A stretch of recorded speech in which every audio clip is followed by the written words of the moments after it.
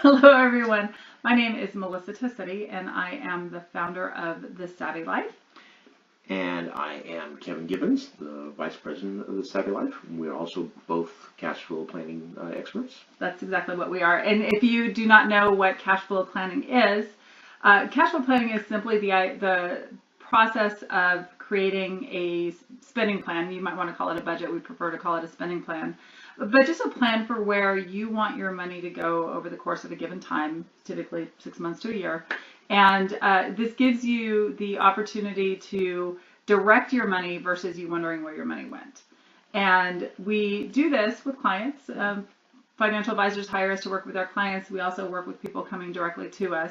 But we do it in a way that is a little bit different in that we look at money from a lifestyle perspective.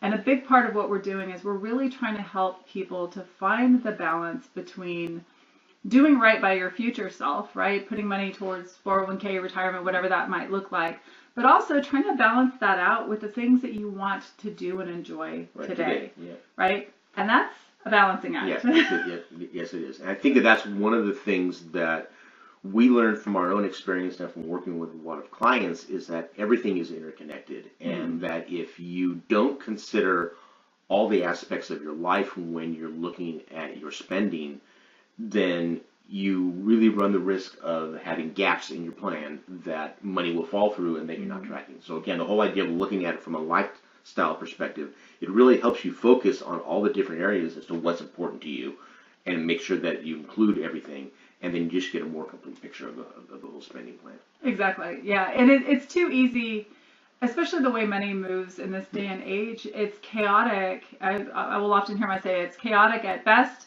catastrophic at worst, right? You've got different currencies that you're spending on. You've got automatic transfers, withdrawals, blah blah blah blah. You know because you're living it, right? So it's also that idea of organizing and getting control of that. So again, you are directing your money, and it may sound like something like that you have to do, but if you can think of it in the perspective, and this is what we try to do with clients, of that you get to do, in that you're planning how to fund the life that you want to live. And when you think about it from that perspective, it is amazing the difference in going at that particular project. So we love the work we do. Yeah, we do. Yeah, and it's also the idea that many people suffer from anxiety of every time they want to go buy something. It's like, well, do I have enough money for that? And that puts a lot of stress on a lot of people. And a lot of people don't do things because they don't know if they have the money for it, or they do it anyway and then have to deal with the consequences later. By having a robust spending plan, you know where you are, and you know that, oh, I have money set aside for this purpose. Go ahead. I can go ahead and spend this freely because it's dedicated, and I know that is not going to affect my ability to pay my bills or do other things. So it really, if it's used properly, and we really structure things to help the clients use it properly, it's very liberating. Yeah.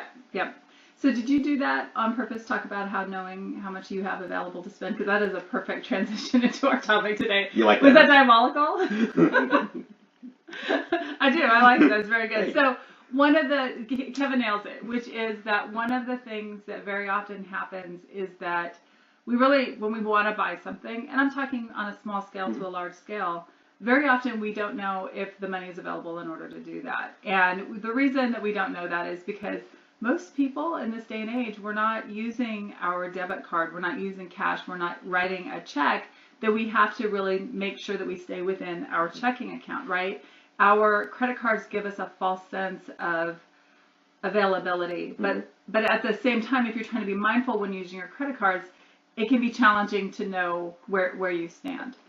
So this habit that we want to introduce you to today, I have to say, I realize I said this about every habit.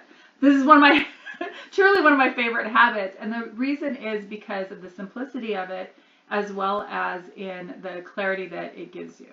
So without building it up, Melissa, what is the payday habit? The payday habit is that on payday, or as close to payday as possible, or if you're retired, that day that you get your distribution, Social Security, whatever income is coming to you, you are going to sit down and you are going to pay all of your bills for that pay period.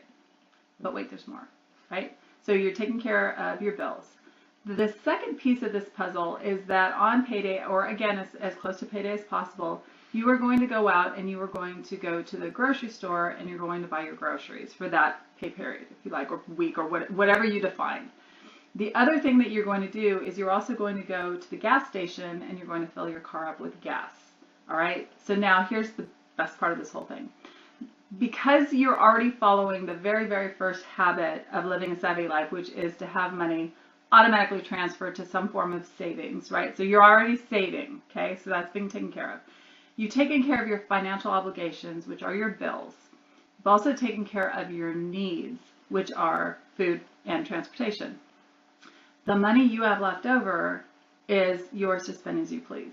We will turn that your fun money, but yeah, it's for the other non-essential items, the ones that are really geared more towards giving you pleasure and giving you, making life enjoyable. Yeah. Exactly. After you take care of the essentials. Yep, and the essentials are clearly defined on your spending plan, right? Or you know what those are. But I love that clarity, because even if you're using a credit card, you still know that, hey, you know what, I have set amount. I need to make sure that I stay within this amount, because what we do can get very tricky, and we fully admit that because of intermittent expenses, sometimes if you don't have things like really lined up just yet, it can get a little bit tricky in any given pay period how much money you have, because maybe this is the month that property taxes due, or your car insurance if you're paying it every 6 months.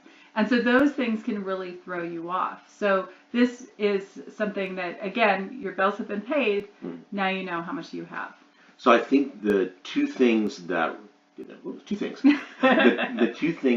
really tie into successfully executing the payday habit. One is having a plan for your intermittent expenses, where for things that are due every 6 months, every month you're setting aside money for that so you don't get surprised. And it becomes a regular contribution from your income to build up an escrow account, basically, for those intermittent bills. That's one thing. The other thing, which is something that we talk about occasionally, but we haven't mentioned it recently, is you usually have the ability to structure when your bills are due. You can contact a lot of the people that you owe money, that provide services to you, and say, I know I need to pay this every month. I want my monthly pay date to be X.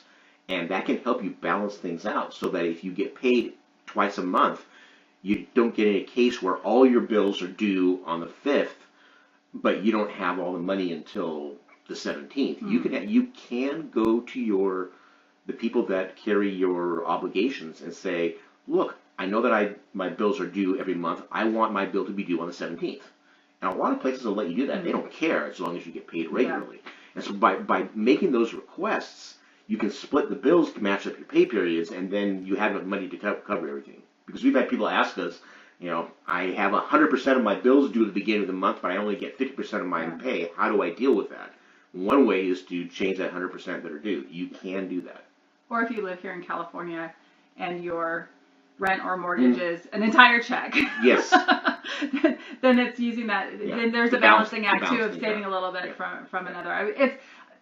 That's one of the things that I love so much about what it is that we do, is that it's very much around problem solving, because there are so many different, what's the word I'm looking for? There are so many different pieces to individual people's puzzles. And because we've worked with so many clients over the years, we've been able to now, not with everybody, because there's always new stuff coming around, but very quickly be able to help in a lot of these particular situations. And if you are in a situation where you absolutely cannot move your due dates around, there are other ways you can do this. You basically need to build up a reserve and maintain a reserve to carry things over. And once you get the first bit of that reserve set up, then everything goes smoothly. So there are multiple solutions. Yeah. So the Payday Habit, we've talked about, it's a chapter or it's not a chapter in a book, but it's actually in our book, Living the Savvy Life. And it's been around for a very long time, and it's something that we continue to get feedback on from people about how powerful it is. Not just from a standpoint of knowing how much money you have available, but also from the standpoint of knocking out your to-dos. Yeah.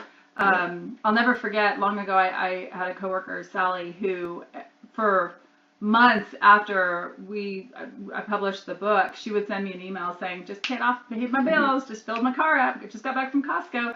And it's that idea that there was a trigger to take care of these tasks versus what very often happens is, you know that, oh yeah, I just got paid, I need to pay those bills, and all of a sudden it's 5 days later, 6 days later, and then you're like, oh, I hope there's paycheck left. Yeah. Just because the way that things go. This reminds me actually of a conversation I had with a new client I haven't talked to you about yet. Somebody who's actually has extraordinary money habits. We're just kind of doing some organizational work together. And one of the things that we were talking about yesterday was the power of routine. Yep. Which we have talked about, but it came back to me in that very often we don't want to create structure because we think of it as just one more thing to execute, one more thing to do. And what I learned many, many, many years ago from the Fly Lady, who we've talked about on here before, theflylady.net, if you want to check her out, who her entire focus is on helping people to create routines around keeping their homes nice. Something I struggled with in the past. Sometimes I still struggle with, but that's an aside. That's another story with confessions later. This sounds terrible now. My house is fine. I think we found the topic for the next episode. I think we did, yeah. Right. Anyway, power of spiraled, routine. and I didn't mean it to at all. But yeah, so the power of routine. So it's that when you create routine and when you create structure, what that does is that it frees up time and energy so that you can focus on the things that take that time and energy. I think you just talked about this last week. I talk about it frequently. It's a favorite subject of mine, and that's that I love problem solving and doing things off the cuff. I love improvising. I love throw me a problem and I'll dive right into it and solve it. That takes a tremendous amount of energy, and each of us only has so much brain power in a given unit of time to deal with. If you're spending that brain power handling routine tasks, then it's not available to handle all these fun creative things. So my big proselytization is make everything you can routine so you don't have to devote brain power to that, so you have more brain power left to do the fun creative stuff. Right. And that can be anything, but it's just a matter of, a routine isn't a rut. A routine is something that frees your mind up so you don't have to be devoting excess brain power to accomplish it. I'm writing that really down. key. That's very actually eloquent. A routine is not a rut. Yeah, I will quote Kevin on social media after you will see. It falls in line with what Mark Zuckerberg and Steve Jobs are very famous for, which is wearing the same clothes. They're not wearing the same clothes, but they only have certain wardrobe. Einstein did that too. Yeah, so that they're not having to think about what they want to wear or what they need to wear. So while I don't think that our client base is the type that would want to do that, have a particular uniform like that, there are other areas where you can create that structure. And actually, there are 9 habits around money that we talk about. This just happens to be one of them. By the way, it's Savvy Habit number 6. Savvy Habit number 1 is about paying yourself first. Saving. Yeah. A routine is not a rut. Sorry, I need to finish writing this. Yeah.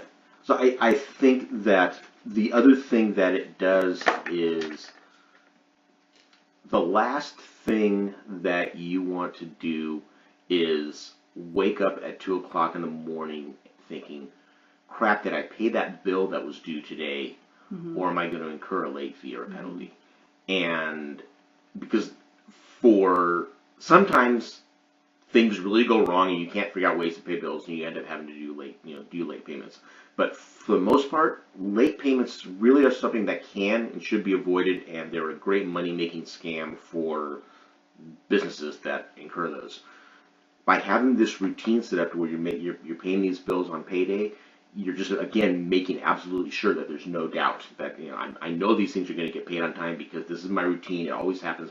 I'm always paying this on this date, and I've set things up so that this is at least 3 days before they're due, so I'm fine. So it's liberating again because it removes that chance of anxiety and all the bad effects that come from paying bills late.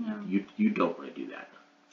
Something that you said that reminded me of something. I was part of a webinar yesterday on, or listened in on a webinar about money and meaning. And actually, it's a book by Maggie Kulik and Liz McGahee. And Liz, I probably just pronounced your name wrong, and I apologize.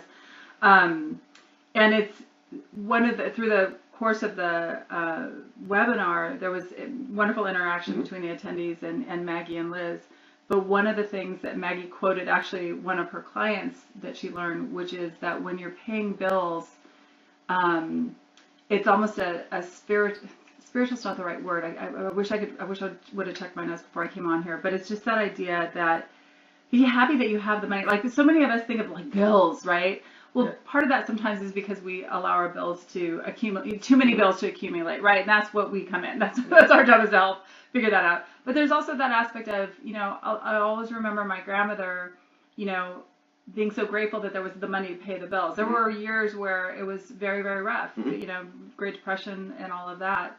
But that'll will stick with me. It's just that idea when you go to pay your bills, think of it as a positive process versus a negative process. And if you can make it routine, then it's a quick routine positive process.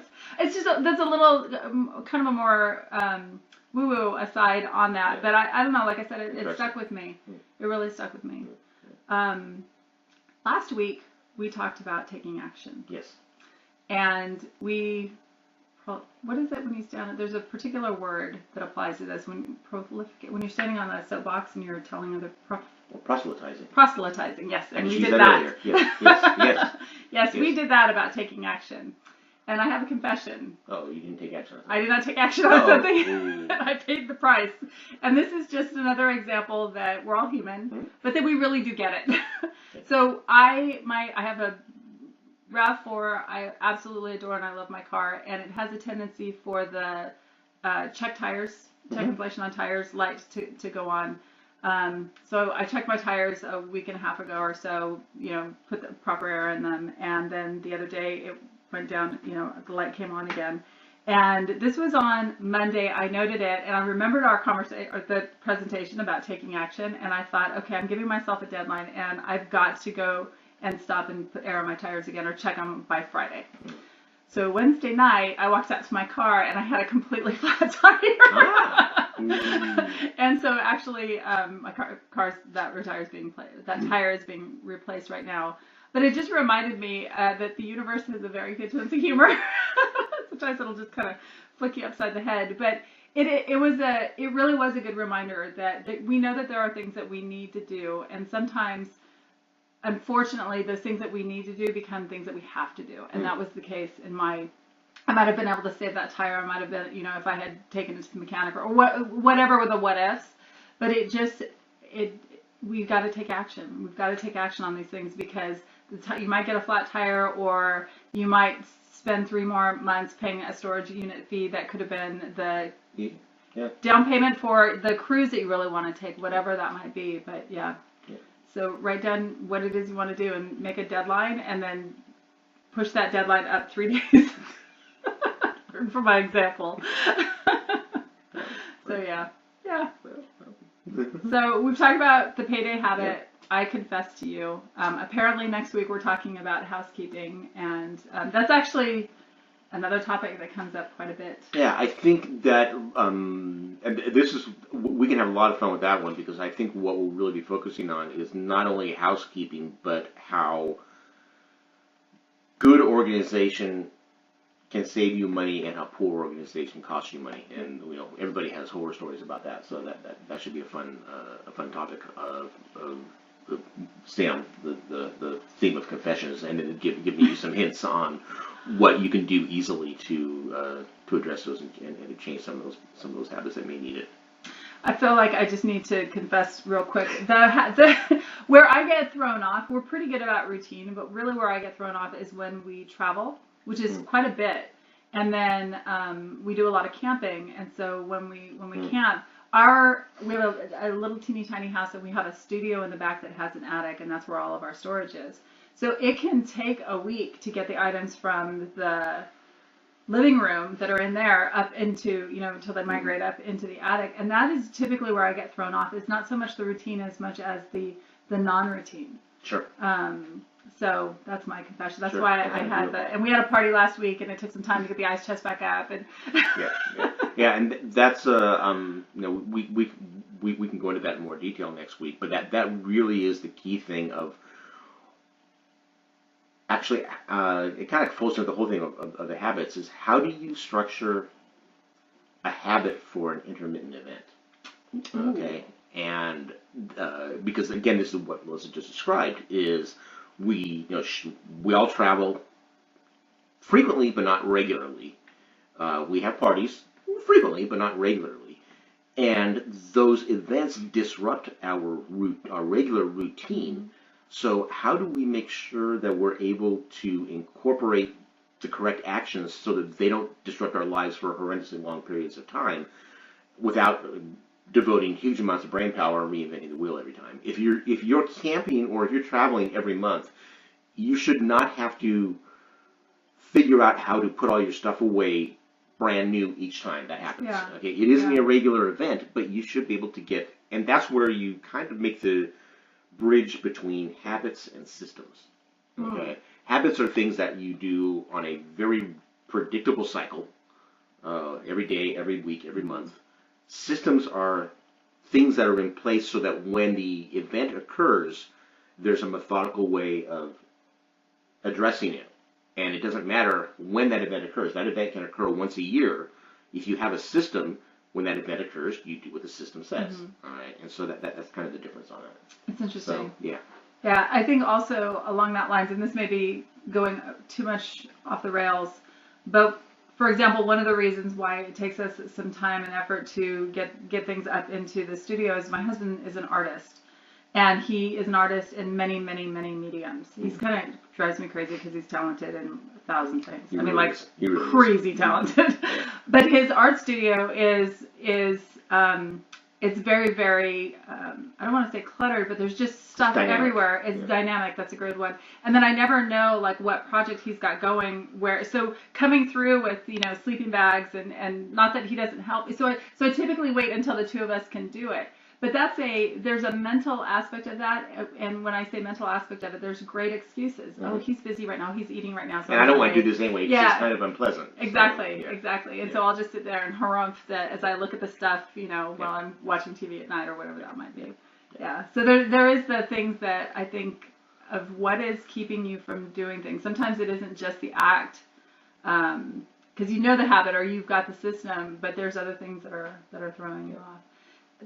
Jim Rohn is a very, very famous person in the success industry, or now we call them thought leaders. He's a very famous thought leader, fantastic author if you ever get a chance to read his books. But I just saw a quote that he did this morning that said, if you really want to do something, you'll find a way. If you really don't, you'll find an excuse. Exactly. And I hadn't heard that before, but it is so very, very true. So apparently I really don't want to move the stuff out of my living room. There's no stuff in there now. The ice chest is outside drying. But it's Thursday and the party was Saturday. So looping back to the payday habit. When you get paid, pay your bills, pay for your essentials, and then you have the money then you know how much money you have to get you through the rest of the week or the rest of the pay period.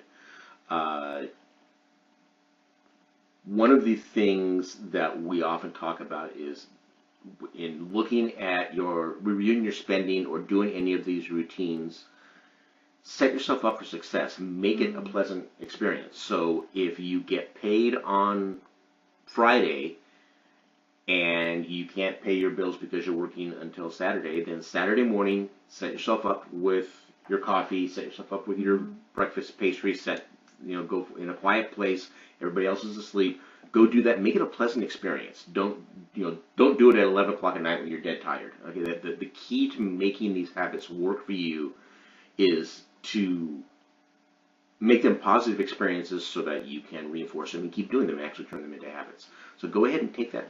Take a little bit of time to do that because that'll make it much more reliable that you'll get that habit established. And then it's just another thing that you do, and it's a relatively pleasant way to start your day. Yeah, I love that.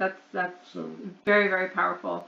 I think that you could take that same thought process and put it across the board to all the areas of your life that you want to change, which is how we go back to housekeeping. Yeah.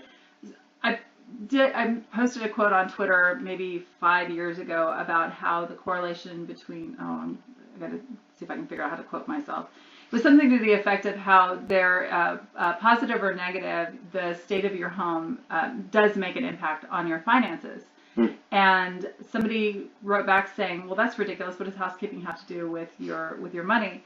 And one of the things I've learned from my own experience working with so many clients, and actually this comes up when we do in-person events, this is one of the things that so many people will come up to us and talk to us about after we present, is that when you're not comfortable in your own home, you don't want to be there.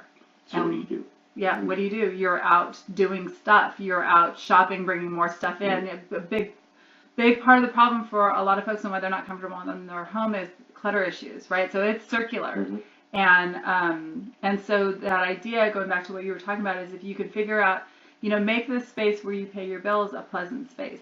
Make this, if you want to cook more, make your, simplify the drawers in your kitchen. I was cooking the other day and there was that one pain point drawer is the utensils. And I went in and I spent some time organizing it. And now I open that drawer and it just makes me very happy. Yeah, and it's just, you don't want the mundane things to be the challenge in your life. That's good. Okay? God, you're like full of them today. Hang on. All right. Yeah. Keep going. You don't want the mundane things to be the challenge in your life. You want the challenging things to be the challenge in your life. All right. So taking your whole thing of cooking, you don't want to struggle with pulling a spatula out of a drawer. You want to be challenged by making this souffle, making sure that it rises and doesn't fall, and getting this really tricky recipe done, doing this baking and making this fantastic meal. Yeah. That's where you should be focusing your energy and addressing the challenge, not opening the stupid drawer to get some utensil out. Yeah. So set yourself up for success by making sure that the mundane things, they're not all going to be enjoyable. But at least make them as easy as you can so that you can get through them with as little stress, strife, and brain power as possible. Yeah. So based on today's conversation, you can see why we look at personal finance from a lifestyle perspective. Look how many different areas we covered just in this conversation. Yeah. Exactly. So it's powerful to think about. We're wrapping up. We're getting to the bottom half of our half hour. Want to leave you again with The Power of Habit. It's The Power of Habit. It's a great book, by the way, but that's not what I meant to say. The Payday Habit. Payday Habit. The Payday Habit. Pay your bills on payday. Great day to also go out, buy your groceries, to fill your car up with gas, or buy your transit pass if it's that time. Take care of the essentials. Take care of the essentials, and now you know how much money you have available on the other things. Also, if you want to learn more about that, I'm pretty sure we have an article on the Savvy Life website. Okay, yeah, we do. We do. So check that out. It just has a little bit more detail about it. And check out the Savvy Life. Anyway, thesavvylife.com. We've got years of articles and blog posts on there, so tons of information. We encourage you to sign up for our weekly newsletter on there, and which we send out on Mondays. Yes. And also, just to let you know, we're trying to start to correlate this conversation with the newsletter. Yeah. So we can dive a little bit deeper sometimes into the conversation, having that conversation, and then sometimes that article can just be a little bit diving in the stuff that we missed when we were talking and got excited and went down rabbit holes. Helps keep us focused. Yeah. Facebook, Twitter, Instagram. I just saw your note to your stepmother about tracking that. So we're going to that. One thing about Instagram, it's a little tricky, is that for Instagram we're living the Savvy Life there. So please, please check us out. And I think that the kind of fun thing about Instagram is that we are able to demonstrate the lifestyle aspect based on the pictures that we're posting on there, and quotes and stuff. And we will be live on Caffeine TV again on Thursday the 16th at 3 o'clock Pacific time. Yep. And if you're watching this, by the way, recorded on YouTube, please like and subscribe. Please do. Yep. And comment if you like the material. This is... Yep. We'd love to hear from you. Yeah, it's at the end. We didn't talk about this, but in the future, if you join us on Caffeine TV, you can just join and watch, or you can actually log in and you'll register with an account, and that will let you contribute, and you can submit messages to us, and we'll see them on the bottom of the screen, and we will respond back to them. We can have a dialogue, and a bit more fun for us and for you to have a two-way conversation. We certainly enjoy talking with each other and talking with you, but getting the interaction is always nice. Yep, most definitely. Anyway, thank you. See you all next week. Thank you. Bye.